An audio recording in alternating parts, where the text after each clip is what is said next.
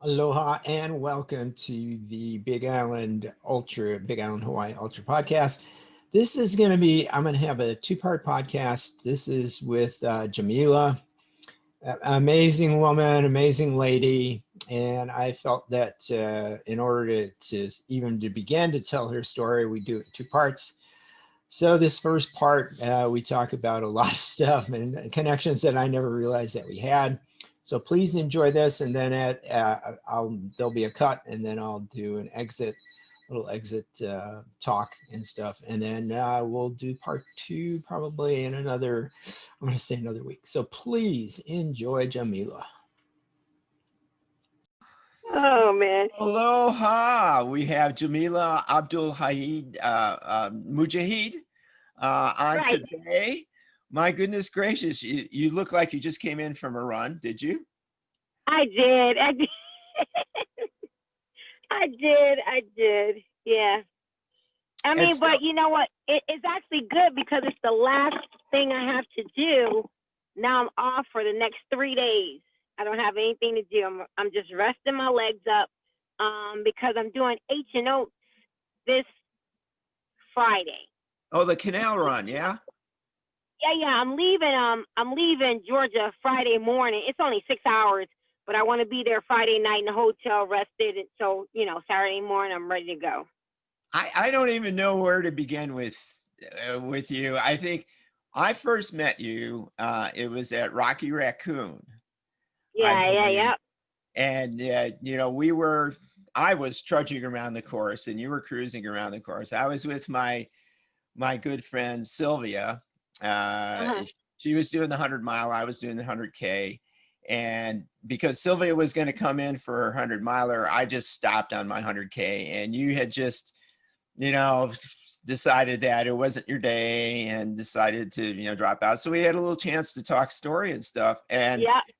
You are the most open person that I know. I mean, out on the trail or, in life and stuff. You just, you put it out there for everybody, which I think is a gift that you have, that you give to the world.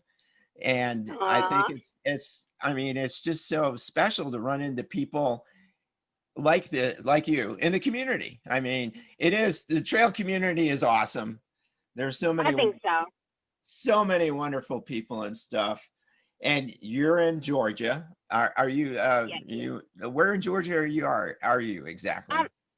Right now, I'm in what we call Buckhead. It's like a suburb of Atlanta, probably like less than 5 minutes. Yeah. Oh, okay. So and let's see. I'm like I'm trying to think geographical wise, like maybe the 5-minute spot from the tourist area. Like everybody would go downtown, see things like that. So I'm like 5 minutes from that actual spot. Oh, okay. And let's see, you're probably near a Peachtree Street of some sort. I am. Like I said, walking distance, about 5 minutes. Yeah, walking distance. And I would guess that you've done the Peachtree 10K? I did it one time running it, but because I was part of the Atlanta Track Club, I used to volunteer all the time.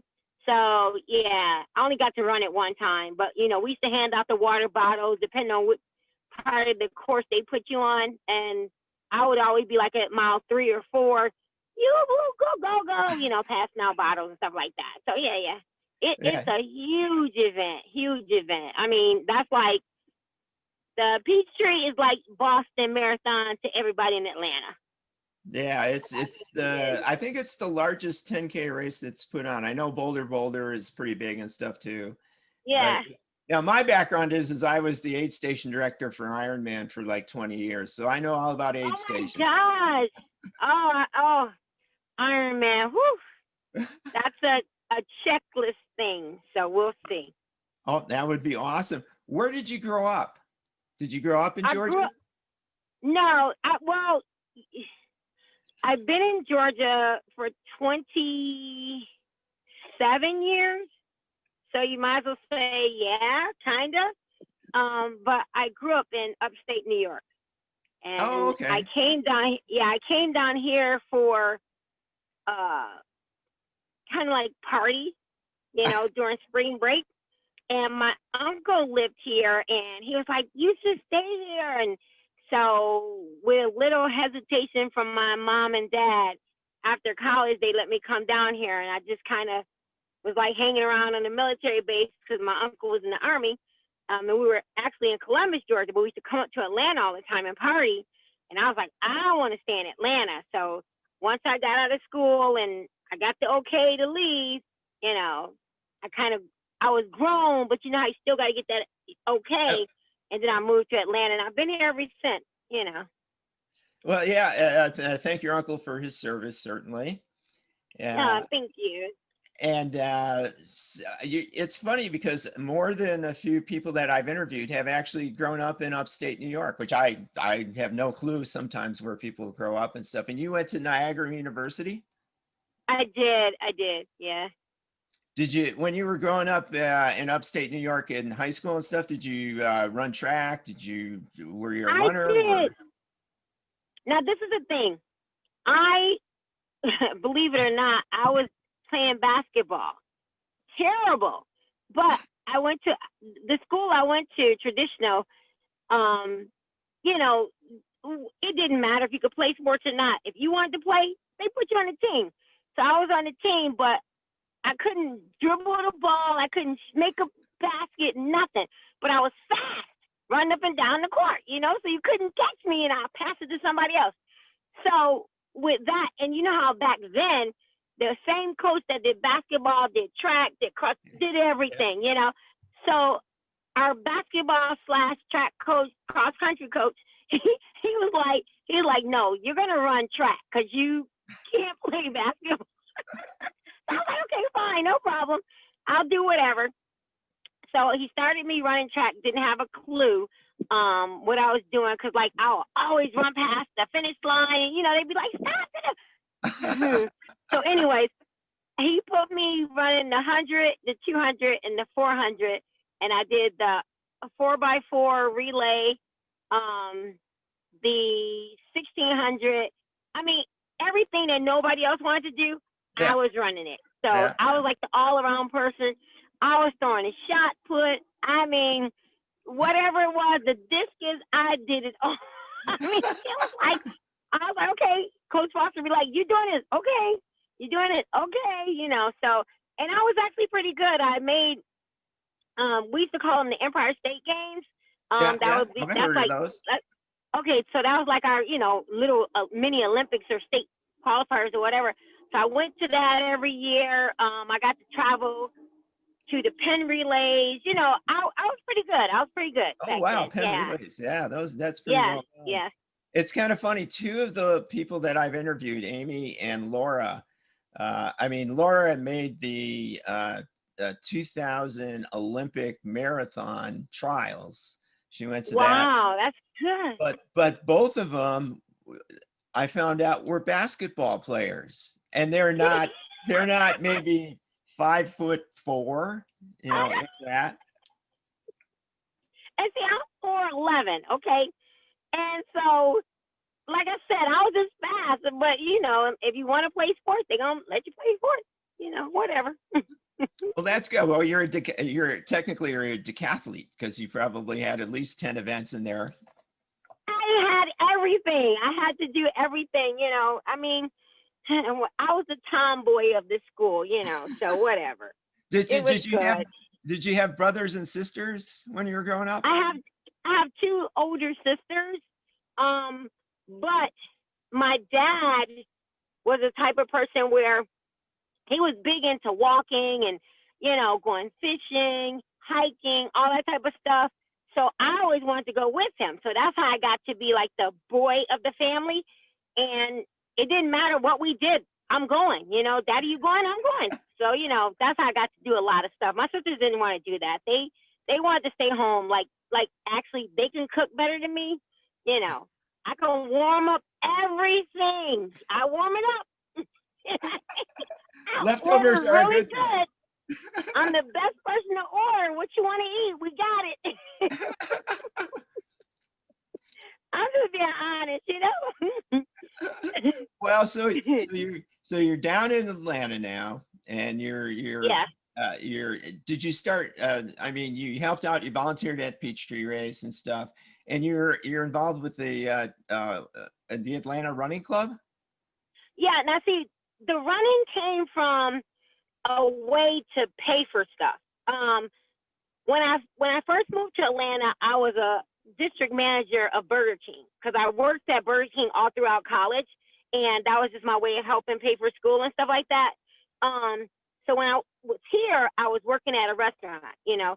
So, and with that, I used to see people come in because where our restaurant was located was literally right across the street from Lee Haney's gym. Lee Haney used to have a gym back then. Now we're talking back in the 90s. Okay. And they used to sponsor little 5K runs, and they would come across the street and, you know, celebrate with the team. You know, the runners would come and eat. So that's what actually got me saying, okay, well, people do races and stuff, you know, because after college, I didn't think it was, you know, no running or whatever. Yeah. So then I started seeing the little races, and I was like, I want to run these. So I started with the 5K races. Then they had like the Atlanta Marathon, used to be big back then. Yeah. So I did the Atlanta Marathon, and I started doing marathons and stuff in Georgia. And at one of the marathons, it was called Callaway Gardens. One of the volunteers that was giving our race shirts when we went to pick up our race shirts, she was like, "You did really good," because I had got first in my age group and everything. Yeah. And she was like, "You've been running a long time?" I was like, "No, I just started doing these long distances." I was like, you know, I've never ran this far before. And she was like, "Well, this isn't really long distance." She said, "There's longer races." And I was like, "Something longer than this? What could be longer than this?" So then after she gave me her name. Her name was Vakina. She gave me her name, and she was like, you know, look this up. So I looked up the long races, and I was like, wait a minute, 100 miles, 50 miles? So in doing all of that, how did I connect with Fred? Can't think how I met Fred. Well, yeah, I don't know. back in the 90s, not too many people really knew about races that went beyond a marathon. Yeah, but I'm trying to remember because the way I got started doing the first long race, no, you know who it was? Carolyn Mather. She was like on maybe the board or something of the Atlanta Track Club for the girls running. And she was telling me about a race in Ohio. And it was a 24-hour event, which now is called the NC24. NC24. Yeah. Okay. So she told me about that. And so I was like, okay. And she was like, it's not really like you can fail. You just keep moving the whole time. And whatever you end up with at the end of that, that's what you end up with. I was like, oh, okay. So then, yeah, I can at least run a marathon. I know during 24 hours, you know. So, and had no knowledge of how to do this stuff. Really didn't. So I'm running it like a marathon. And that's the first time I met Ray K. And Ray was like, "You're doing really good." He was like, "I've never seen you before. You know, what's your name? Do you normally run this?" I was like, "No, I didn't." He was like, "You might want to slow down."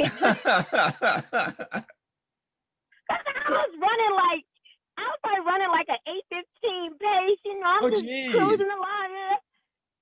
Man, by about 30 miles, I was done. I was so sleepy and like my legs are burning. I'm like, what is going on? I didn't know nothing about what you should eat. I didn't know about drinking. You know, I had McDonald's chicken breast. I had 3 McDonald's chicken breasts with me and some fries. That's what I brought. I didn't know, you know what I mean? And so I'm starving, you know. It was like, this is for everybody. You can eat from the aid station. I was like, oh, okay. You know, and I started eating that food. That was the funniest thing. I learned so much at that race, and I met so many people.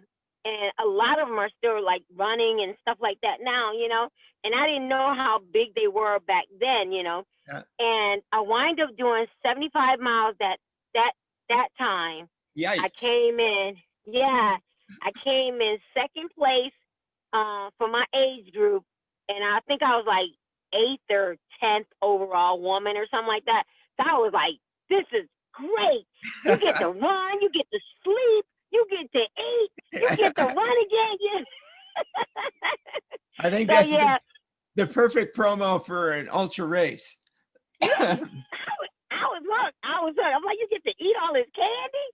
Oh, you M&Ms, yay. yeah. So yeah, and that's how I started it. I mean, and I think for me, running is like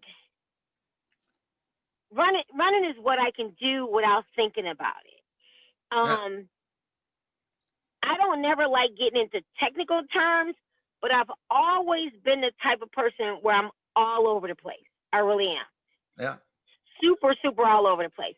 And my mom never was like, nope, we're not putting her on medication. Just keep writing yourself notes. I'll remind you, that type of thing, Yeah. And this was, like I said, you figure when I was in school, this is 82.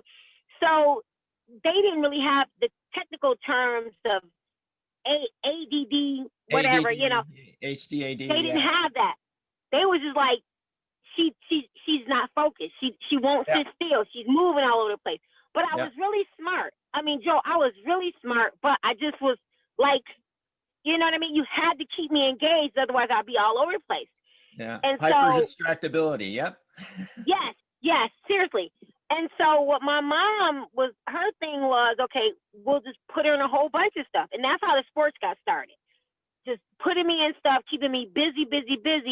But the sports was the only thing that really kept my attention. I liked that because I had to be with other people and figure stuff out. And I liked it. And that's what kept me like, okay, well, I'll finish my math work because I know I get to go and run track, Or I'll go and read this book and turn in my homework because I get to go play basketball, So that was like a win-win. That's how they got me to kind of sit still and do my work and be ready for after school. You know what I mean? So running for me, it's like I could just go. I could do it. It's not like I have to have a lot of people. I don't need to know how to, put this together or figure this out. One foot in front of the other. I can handle that. So, and that's why I've always liked running. Running has been my go-to thing for me. So whenever I feel like, okay, I can't handle this or whatever, I just go run. So you don't think about, let's see, should the drop of my shoes be a little bit higher or lower? Or I have no clue about that. I don't know about that. I don't think about that. And you know what? That used to be funny. And I think for a lot of people, I probably wasn't supposed to say that. And I get the marketing abilities of how much shoes cost, and it should have zero drop or it should have this kind of fluctuation or whatever. But for me, like I said, because I never really thought about it in depth, that kind of messes with my brain like that. I used to get my shoes from the Goodwill. I really did. Whatever. You got these shoes, you say they're good. Okay, let's run in these. Okay, all right, well, let's run in some Converse. Okay, let's run in some boots. Whatever. I ran in some jellies. You know those little jelly shoes they used to have? I ran in shoes like those. I'm just, That's perfect perfect cross training. Oh, I got a friend here, Kendra. She goes to Ross to find her shoes. Yeah. I mean, I've never, until the pandemic is the first time I've actually bought shoes online. Other than that, I've always went to secondhand stores. Yeah. Remember when Kmart was open?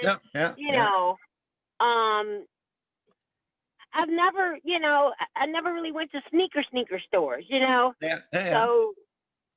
Yeah, the running shoe stores that I remember back in the day were usually at malls, and it was like I would take one look at the shoes and go, I can't afford that. Yeah, me too. Me too. Me Right. too. So that's why I never really was like, when people say, well, what type of shoes do you run in, or what shoes do you recommend? I really can't recommend any because, if it's on sale, that's the shoe I'm gonna That's recommend. That one worked for me, I and, don't know, and as it turns out, that's kind of recommended, I think, nowadays, is where they say don't stick with a zero drop shoe all the time, change it up and use different kinds of shoes, because that way your foot adjusts to things. And I think that's the best thing for real because each terrain is different. It really is. Even trail running, some trails are really technical. Some trails have more roots. Some trails have more rocks, where you're climbing more than you're actually running. So no one shoe is going to work for every single race. It's just not, at least not for me. So I don't think it's a problem with changing up because sometimes you're using your calves more. Sometimes you're using hamstring muscles more. Sometimes your foot is, it's a lot of different mechanics with running. And I just don't think it's one specific formula, at least not for me, and like I said, I don't get to the point where I'm doing my races that I can't enjoy it. I need to be able to enjoy the race. Otherwise, I'm not going to do it. It's just, I got to have fun. I got to be able to say hello. I'm not that super serious runner. Yeah, I want to do good. I want to finish my race, but not to the point where if finishing my race means that I can't say hi to you, or that I can't even stop and get a drink of water, or I can't even look and see how pretty that river is, or the month, then I'm like, why am I doing it? Why am I doing it? Yeah, there's times I think when we kind of actually enjoy, I don't want to say suffering, but we enjoy the experience of being able to have those feelings.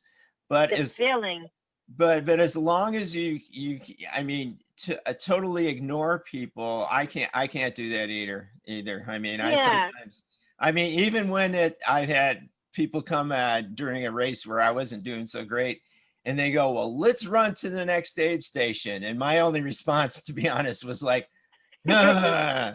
I know. Yeah, no, I have those moments too. I'll be like, you know what? I'm gonna catch up with you. You go ahead. I will catch up with you. Cause that's another thing. I like the fact of how running certain distances and terrains will bring you so all the way down, but something during that time frame, and I don't know what it is, because never something. It seems like it's always something different. Either the sun is shining a certain way, or you see something in nature that make you say, you know what? Okay, let me take another mile. Or you'll see somebody else struggling, maybe worse than you, leaning all the way. And you're like, you know what? Okay, let me try. It's something about that part that keeps me going back. I'm serious. I will have the worst race ever and be like, I can't stand this. I'm never coming back. But by the time I'm done with that race, I'm already not even out the parking lot, and I'm looking at Ultra sign up, seeing what else I can sign up for. You know what I mean? So it's that feeling. It's the feeling of being around so many people, everybody just trying, just this one day, come on, let's do this. That's the feeling that I keep going back for.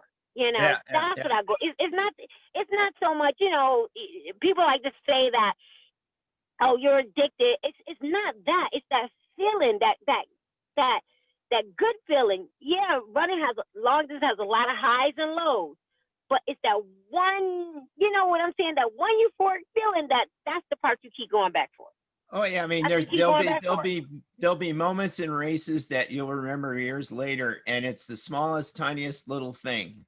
The reflection in water, the look in somebody's eyes, something like that. And I think it's good, like the way you're saying it, because it's like nowadays, especially with the COVID-19, everybody is kind of trying to be in a bubble and only surround themselves with people who think like them, feel like them, and everything. And in the races, that totally breaks down because you're you're understanding another person's bubble. You know, you may come up to somebody and start talking to them and they go, well, I'm doing this because my mother died last week. And you know, and you get to actually experience, or at least somewhat experience, other people's bubble, not just your own stuff. Like I told somebody, now I've never did JFK before. This year I did JFK. I was at a low point towards the end because I really tried to do a good time trial in that race. You know, so I'm giving it really good and hard. So about mile 40-ish or whatever, my body was like done. But it was so close. I was like, okay, no, Jay, you can pull this on through. Let's go. There was a guy there. I don't know his name. It doesn't show on sign up as far as, somebody's athletic ability. So I don't know his name, but he had a prosthetic leg. Oh, wow. He ran by me. That man made me say, okay, you're going to finish this. Let's go. Try to pull a little bit more, So I had my daughter meet me at, I think it was mile 41.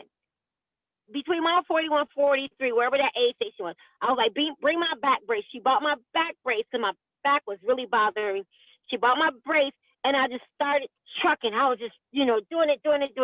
But I know my face and my body. You know how once you get that lean and everything, yeah. You moving, but you can't kind of get it back up right. You just like, so I was like that. There was this guy sitting in his chair on his lawn, huge Trump Pence sign, okay? He had his Confederate flag up in the whole nine. Oh, geez. That man said, come on, you can do this. I know you can do this. I need you to finish this. That man started clapping for me. Joe, do you know that just made my heart? I was like, wow. Oh, wow. Yeah. And that's what I was telling people, like, no matter what your outside beliefs is, seems like something about somebody really trying brings everybody together. That man was really like, rah, rah, rah, go, go, go. You know what I mean? And that made me run up that last hill. Because I was like, wow, if this man is cheering for me, I got to go. And I was like, that's what I like. That's what makes me keep going back to races, things like that. Those are the moments that I remember more than anything else. Those are the moments that make me say, you know what? I'm doing something. We're going to do this again. Yeah, and that's why I keep going back. We're all actually human. We sometimes some people treat other people like they're not human, but we're all stuck in Hawaii. We say we're all stuck on the rock here. So, we have to take care of ourselves because we're all on the same rock. You mentioned your daughter. Now, I'm trying to remember, do you have 3 boys and 1 girl or 2 boys and 1 girl? I have 4 boys and 1 girl. Oh my goodness. The reason people think I have 2 girls because when I was married, my ex-husband had a daughter.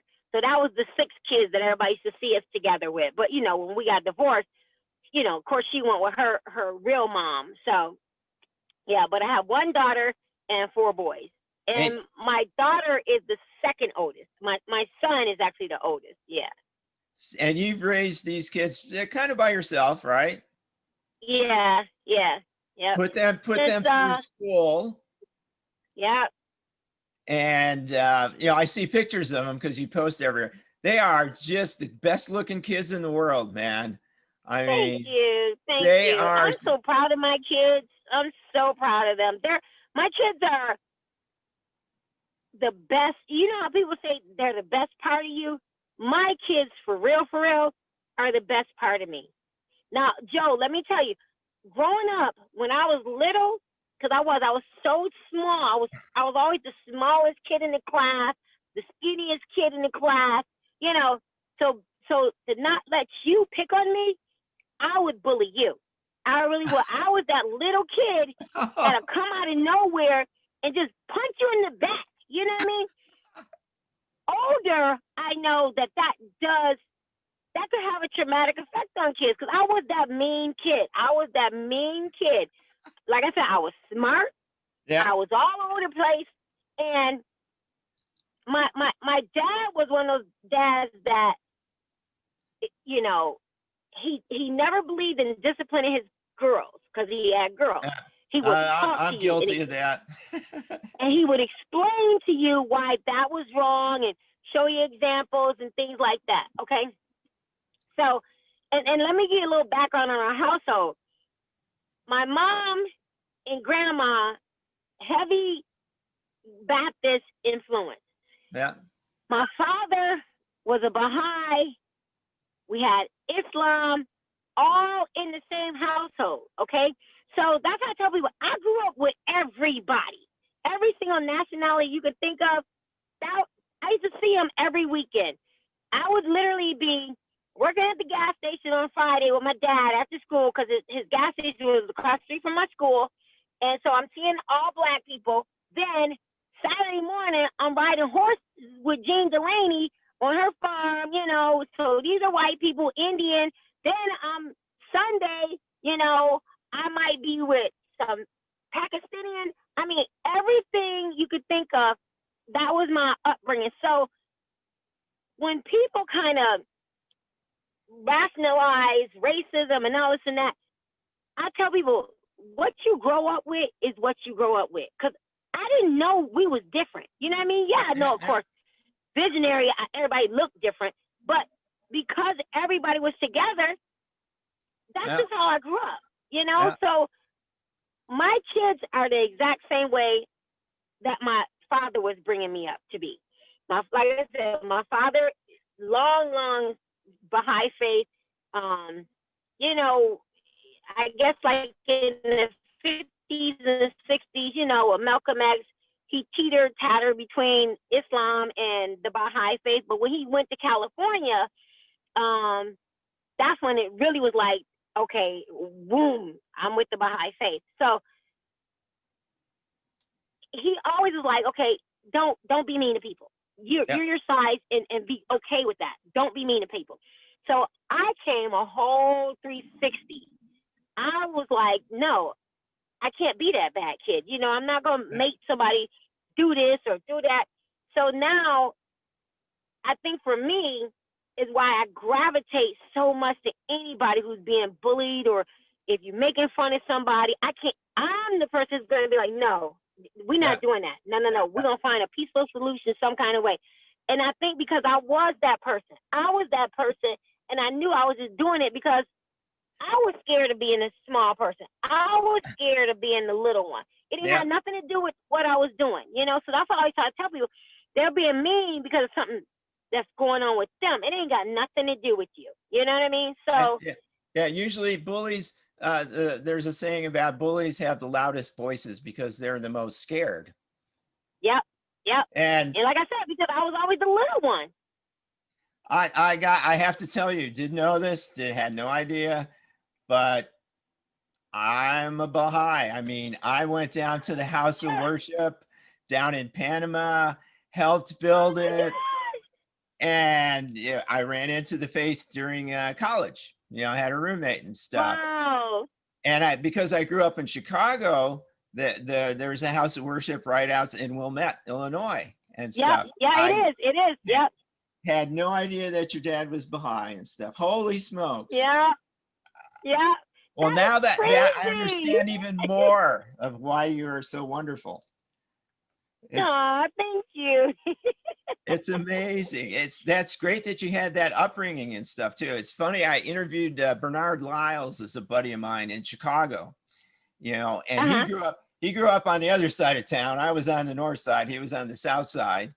And it's funny. We both had kind of the same experience where we weren't locked into just one kind of people, you know, and if you're lucky enough to recognize that as you're growing up, that, well, there's all kinds of different people and stuff. And it's like, they're people, right? And you know what? I think that's why I'm so adamant about making my kids travel with me so that they're not just, and I tell people, I think that's very important to get out of your state so you can see different things, see how people live, it's not the way that it's always portrayed on TV. You have to really see how people live, and you'll see that they're just like you. They really are just like you. Everybody just wants the best for their families. Everybody just wants everybody safe. Everybody just wants their kids happy, you know, their wife, their husband. Everybody, for the most part, bottom line, wants the same thing. But you don't know that until you actually get out and start talking and interacting with people, you know? And that's another thing I love about the races. You get to meet so many people. I get in trouble here in Hawaii because when the keikis come to me and ask Uncle Joe, you know, what kind of advice would you give to me? I tell them, leave Hawaii, go someplace else and see what the other places are. We have a very fortunate situation here in Hawaii. I mean, but you need to experience other people and other places and stuff. No, that's so valuable. I do too. I think that's so valuable just to, and even if you can't, like, and I tell people, I said, I'm on a regular person's salary. You know what I mean? I'm not rich by any means. But what I do is I really figure out, okay, I know I want to go to Utah. So I start putting money aside 7 months ahead of time, you know? Yeah. Okay, you know, no, we're not eating out none this month. You know, mommy's cooking because I want to go to, you know, I do stuff like that. And as I said, we all can do it. If you really look at your budget, okay, I wasted money on this. That could have went to that. I wasted. Everybody can do it, you know? So I'm like, you got to figure out a way that you can just visit other people. That's the main thing I hate about this pandemic is so many people are going back into their shells. Yeah. They're going back into their shells. Yeah. Well, yeah, I should have somebody like you in my life because I could spend foolishly at times. Like, oh no, I just no, you can't do it. You can't do it. Just go ahead and but now, you have to really plan what races you want to do, you know, and you have to think ahead about that. You've done so many races. When I first met you, my friend Sylvia, I talked to her and her husband Mark, and they referred to you, oh, she's the Vol State lady. Because you have done Vol State where you run across the state of Tennessee, right? Yeah. Have you run that race? Have you done the Hurt 100 here in Hawaii? I did. I came there in I'm terrible with dates. Okay, we're in 2020, so I did it they canceled it last year. No, they canceled it this year, right? Yeah. So was it last year I did it or the year before? It would have been the year before because they canceled it. No, they did not cancel it this year, 2020, because I volunteered at the Finish Line aid station there. So you probably, and I didn't see you, so you probably did it. It must have been 2019? Yeah. Okay, then it was 2019? Okay. Yeah. Beautiful. I got to mile, and you know, this I tell people, I think, and I don't like to say good luck or bad luck. I just have things happen. All right. I know the time frame is totally different. Okay. Now in my head, it's gonna get dark.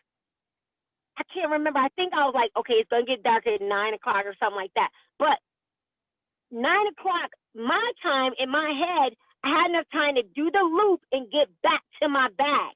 So I didn't have my headlamp with me. This guy running by me, he was like, hi. He's like, you gonna need a headlamp? I was like, nah, I'm gonna be fine. I'll get back there in time. Now, and you know that Hurt course, okay? So it's not like 5 miles on that course is not like the normal 5 miles, okay? So I'm like, oh, it's only 5 miles. I'll be back at the aid station. I'll get my headlamp. Yeah, right. It got pitch dark. I couldn't see nothing. And I'm step on those bamboos. All I remember, I rolled down there. And so I hurt my leg. And I was just literally sitting in the I guess you would call it the brush or whatever. So I'm sitting in a group of runners came by, and that's how they helped me back to the aid station.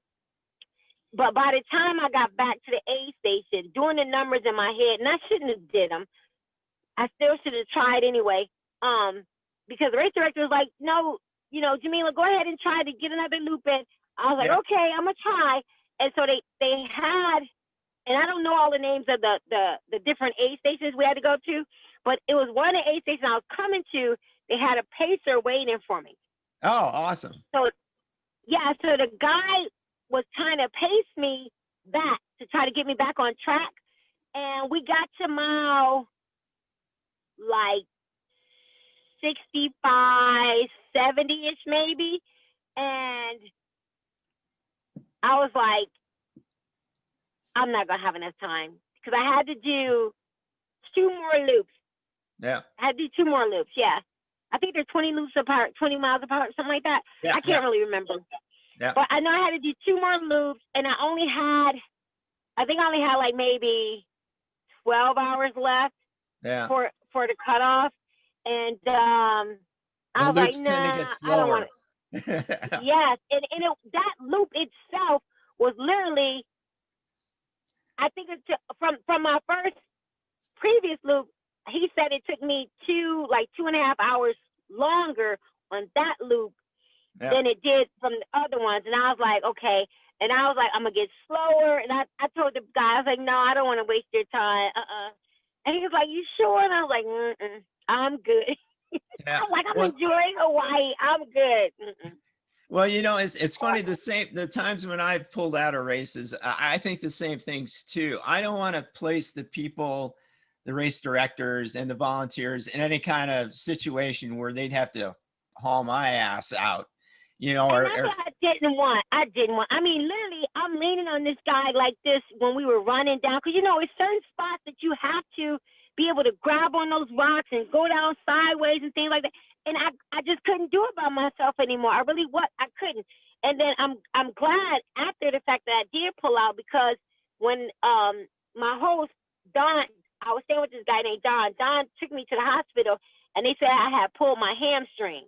So had I kept going, I would have actually made it worse, because all I was doing was just popping, I think I was taking a leave or something just to kind of numb the pain, you know. So I could have did more damage anyway. So yeah, I wound up being on crutches for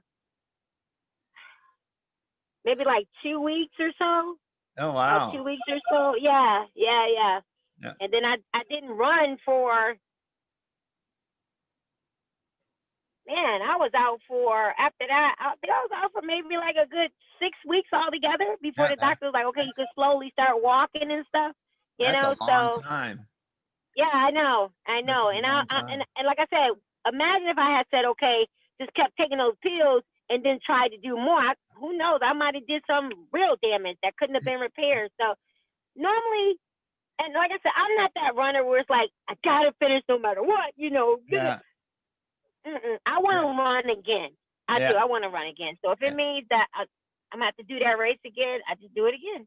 Yeah, my joke was when I was first doing marathons, I would take ibuprofen at every aid station, and usually there's 13 aid stations. Oh my gosh! And people were going, Joe, they could cut off your leg at the finish line. You wouldn't feel it.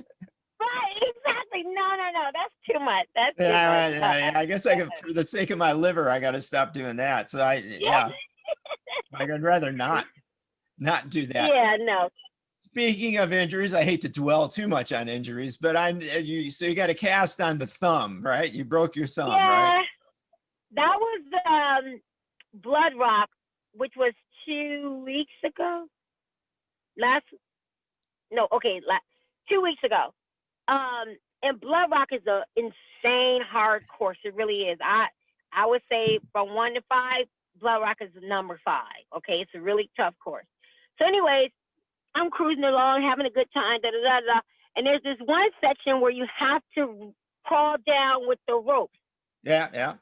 And, you know, I'm crawling down, doing good, and I don't know, I must have lost my hand or something, and next thing I know, I fell, flip, boom, and but you know how you're trying to stop yourself from falling, and what you don't. Me trying to do that, my thumb went that way, and I shattered a small bone right here. So I was like, that doesn't look right. Yeah, those were impressive photos. Yeah. Wait a minute. Then I'm looking at my watch like, I'm not missing this cutoff. So I was like, okay, let's go. So, and you know, the way Blow Rock is situated, once you pass that aid station, you got to go all the way back before you get to another aid station. Yep. So, and I wasn't going to sit up there with my thumb like that, waiting for somebody to come, hopefully pass through or whatever.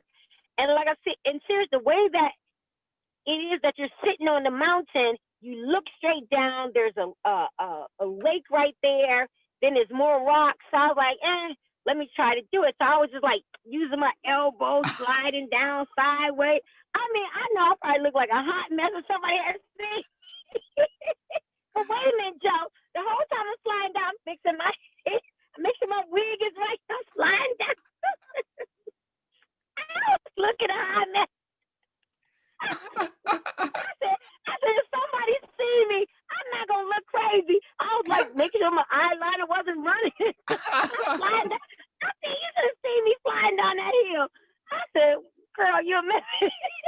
So when I did finally make it back though, I was like looking at the time, I was like, oh, I could do this.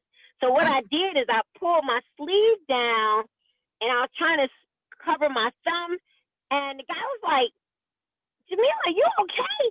I was like, yeah, I think I hurt my thumb, but I'm okay. So I put it behind my back because I didn't want to get pulled. And I just took off running. And then I was like, ooh, it's starting to hurt, you know.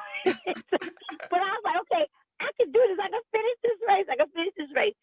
So what wound up happening is, and I had 2 headlamps because they said, you know, it was 48 hours or 44 hours or whatever. Yeah. But I knew it would be out there a long time. So I had 2 headlamps. But my second headlamp must not have had fresh batteries in it or whatever. So by mile 80 something or whatever, my headlamp went out. But and I'm not being funny. The moon was so bright, you can see. You just had to go slower. Yeah. And I was, you know, sometimes if you're in the dark so long, your eyes kind of can figure the stuff out a little bit. Yeah, if there's bright. And that's what I was, you know, figuring it out with the darkness, and but I just had to go slower. So I know I was losing time, but I was like, I can do this. And so a runner caught up with me. Now, mind you, she got the headlamp. I don't. Yeah. But she's like, you're faster than me, so you stay in front. They're pacing off of you. Right. I'm like, how am I staying in front? I ain't got no way. That joke was funny. But anyway, so we kept going like that. She said, no, you stay in front. It's okay. So we wind up getting to mile 96, but we were 20 minutes past the cutoff. Oh. And yeah. So that one was tough. That one was a hard bullet. And she was like, no, just don't. She said, just act like you ain't see us. Let us go. And I'm like, that's it. I can't, yeah. I was like, no, we good. Yeah. And she's like, no. I was like, trust me, chalk it up. Next time we just gotta be faster. It's okay. Yeah. And by that time I really was tired anyway. And so I was like, okay, game plan for next year, I'm gonna have 4 headlamps. That race, I'm telling you, I wish somebody could have video recorded me. I was like, making sure my hair was good. Or you're always wearing. Look, and here's on the stick that I was using to kind of chug up there. I'm like, that it's a good race. That was a good race. Yeah, that was an experience. Yeah, that's funny. Your stick, that's a carbon fiber adjustable pole, right? No. Pretty much. That's it. Yeah. That's it. You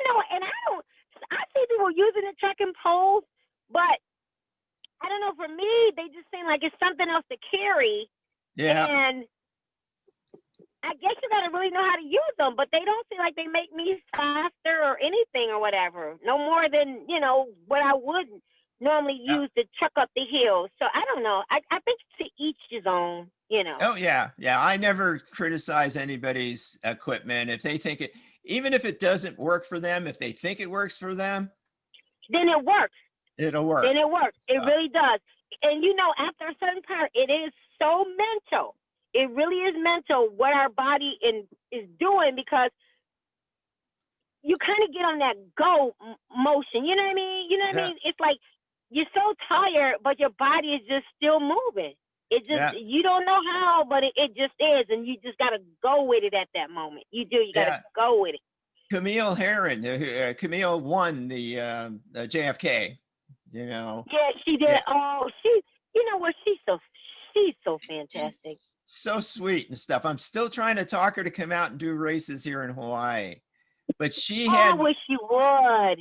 she had posted a Twitter thing about what's the difference between a 100-mile race and a 24-mile or 24-hour race. And she said the difference is in your head. Yep. Which is, Yeah, that's very she's true. right. She's right. She's right. Because and that's funny, because you'll see some people do 100 miles in under 24 hours, but when they get to the 24-hour race, they can't get the 100 miles. Oh yeah, time on And feet. she's so right. It's in your head. It's in your head. Yeah, And it's a like, lot of times the 24-hour races are easier than the 100-mile trails, because it's all flat. yeah, Versus you're not climbing any hills, you know what I mean? So time-wise, you should be able to do it, you know? And again, logistically on paper, that's 4 miles an hour. yeah. That's 4 miles an hour, just moving. Yeah, 18-minute miles. Yep. Yep. Yep. Isn't that crazy? Yeah. But in our head, there's no way I could get there in 24 hours, you know? No. Well, and I have a lot of friends that are very fast. You know, they do 100-mile runs under 15 hours, some of them. Wow. You know? And so they're really fast. They bonk, and even with marathon races, if they go anything over like 6 hours in a race at a marathon pace, Wow. they can't, this is so long. I just tell them, look, every race I do is more than 6 hours, no matter the distance. It's like, this is true. This is so true.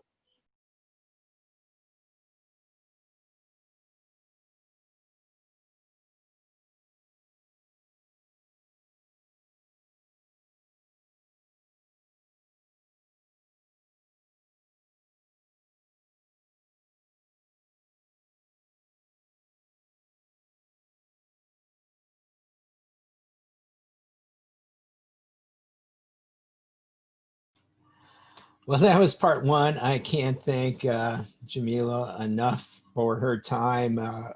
Like I said, we're going to split it into 2 parts, and I will have her address for those of you who would like to send her. She's looking for gloves and socks, I do believe, because she helps out the homeless. But again, can't thank Jahmeela enough. And if you want to subscribe to the podcast, you can do that here on YouTube. You can subscribe to it, or on iTunes and stuff. If you want to listen, just listen to it. That would be great.